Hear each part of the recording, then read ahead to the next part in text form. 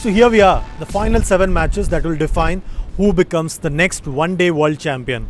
First up is the first quarter-final between Sri Lanka and South Africa at the Sydney Cricket Ground. I think it's going to be an interesting one where South Africa might just struggle against a Sri Lankan team in good form. I've got with me Bharat Sundaresan, the special correspondent of the Indian Express, to talk more about this match. Bharat, I'm going with Sri Lanka to win this quarter-final, make it to the semi-final yet again. What's your view?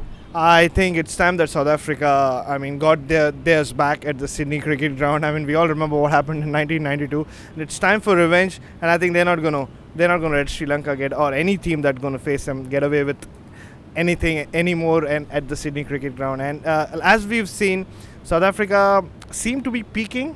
Finally. They seem to. Their batsmen seem to be coming into form. We saw Riley Rusho get runs. We saw Quinton de Kock kind of get into his own the other day. And the less said about AB de Villiers. We've spoken enough about him. And even their bowling seems to be kind of falling into place, but still missing that punch in the 5th bowling slot.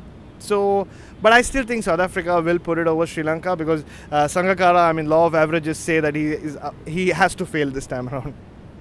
I would slightly disagree with you because the last 2 times these two sides played in a World Cup, this was in the 2003 World Cup, at home South Africa had to face the ignominy of being booted out of the tournament because no one knew what the rules were, and in the 2007 World Cup South Africa almost lost because of Lasith Malinga. That man Lasith Malinga is still around today, and you spoke about Sangakkara. He's only getting better and better and better.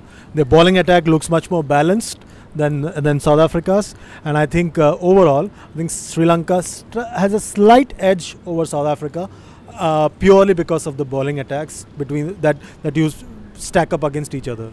If only cricket was that easy a game. Like you spoke about Sangakkara, he scored 400s in 4 matches. Nobody else has ever done that on the trot. At some point, cricket kind of levels everything out. That's what we've seen. That's what history says. Tells us. But no, I think it's all shaping towards another AB de Villiers classic in my head. I don't think Sri Lanka have the bowling attack to really stop AB de Villiers. Malinga has looked overweight. Yes, he's got 11 wickets, but he just hasn't seemed fit enough, and we still haven't seen that deadly Malinga Yorker yet. So I'm still going for South Africa.